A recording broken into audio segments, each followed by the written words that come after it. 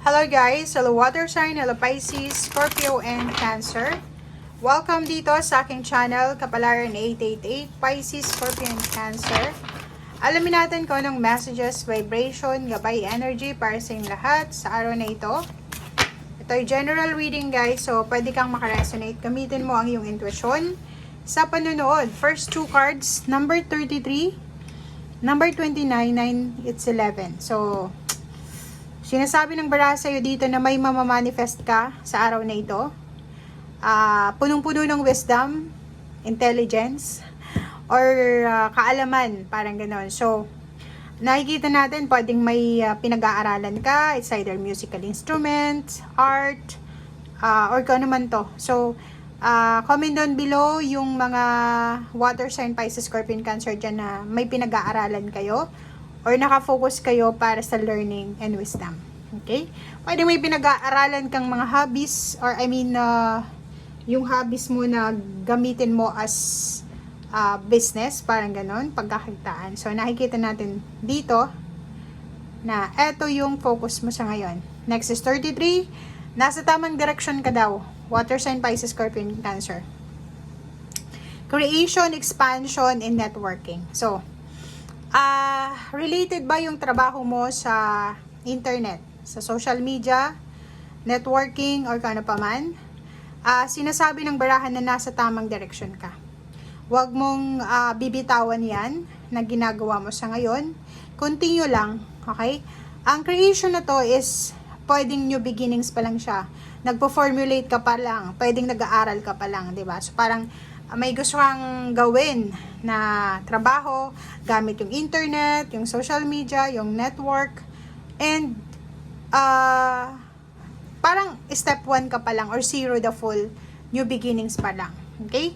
Yung iba naman sa inyo, siguro nandun na kayo sa tuktok ng success and gusto nyo mag-expand. So, it's either business expansion, bagong source ng income, bagong source ng work, bagong source ng inspiration or kano pa man. So, comment down below if you are resonated dito.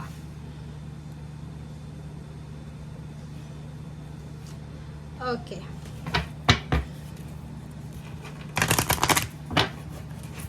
Water sign, Pisces, Scorpio, and Cancer. Okay, wow. Wealthy man. May mayaman na lalaki dito. Okay. So, yun. Sa araw na ito, paki-comment sa comment section, relationship man to, or pera, or career. Sinasabi ng baraha sa'yo dito, Water sign, Pisces, Scorpion, Cancer, na posibleng isang mayaman, lalaki or babae, ang magdadala sa'yo ng balita, good news, or any types ng message na pwedeng magdadala sa'yo ng hustisya, ng blessings, ng new beginnings, or kung ano pa man. May kailangan kang ayusin na papeles para sa pagkakaperahan. Kung ikaw ay nagsisimulang mag-business, yun na nga, kailangan mong ayusin yung papeles. Father, husband, brother. So, nakikita natin dito na sa araw na ito, posibleng mabibigyan ka ng pagkakataon na matulungan ng tatay mo, ng husband mo, kung babae ka, brother or son. So, mga lalaki to eh. Sobrang powerful ng masculine energy mo sa araw na ito or yung mga lalaki sa buhay mo. Okay? So, kung makikita mo dito, sobrang powerful nila. Puro balita to sa lalaki. Pwedeng kapatid. So, may matatanggap kang balita tungkol sa mga lalaki sa buhay mo. Okay? Mapapera man yan, papeles or dokumento or kano pa man. Next card natin is retreat into nature. So, kung hindi ka masyadong masaya sa araw na ito, gusto mong mag-relax, gusto mong mag-unwind, gusto mong mabago yung isip mo, makapagpahinga, wala ka namang ginagawa, Pwede ka daw na maglakad-lakad sa nature, spend time alone sa nature, spend time, magpaaraw ka lang, 'di ba? Sa umaga, magkakaroon ka na ng, parang marireplenish na yung energy mo. Okay. Ace of Pentacles, ang galing. Water sign, Pisces, Scorpion, Cancer.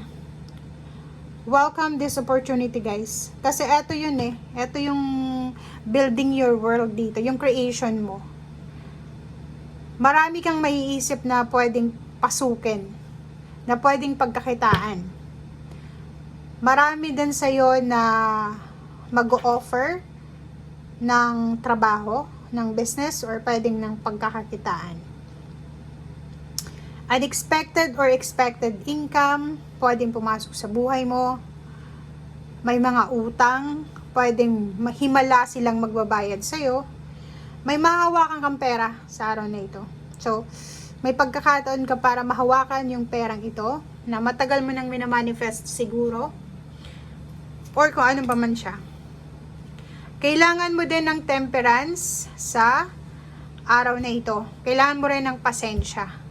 So, kung bago ka lang sa trabaho, kakapasok mo pa lang sa trabaho, or papasok ka pa lang sa trabaho, or magsisimula ka pa lang dito sa business na to, make sure na doble-doble yung pasensya mo. Kasi nag-aano ka dito eh, mag-i-invest ka ng energy mo, ng emotion mo, ng effort mo. Kailangan mong maging kalmado.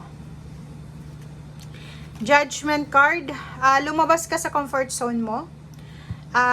Etong trabaho na ito na pwedeng pinag-iisipan mong simulan, i-expand, or kano pa man, is kailangan mo dito ng sobrang strength, 'di ba? So, kailangan mong maging matatag, kailangan mong maging matalino, kailangan mong maging, yung i-secured mo, ihanda mo yung emotional mo, and then psychological, lalo na financial sa trabahong ito.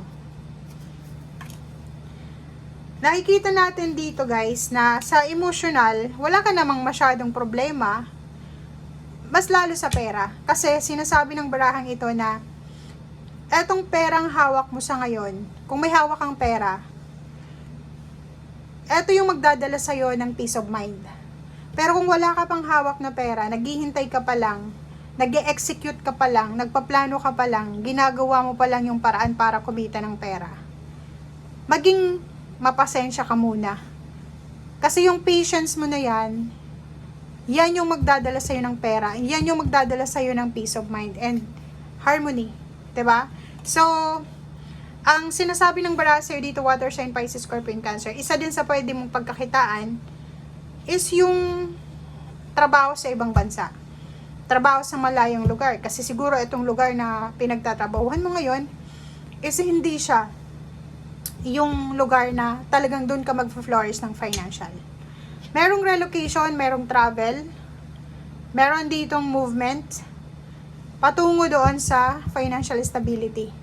So, ihanda mo yung sarili mo. Dapat ready ka dito, and then make sure na ihanda mo din yung mental mo. Kasi pag ma-pressure ka dito, emotional yung malulugi. Okay? So, kailangan balance. Handa ka emotionally, financially, psychologically, and then spiritually. Okay? Thank you, guys. Bye!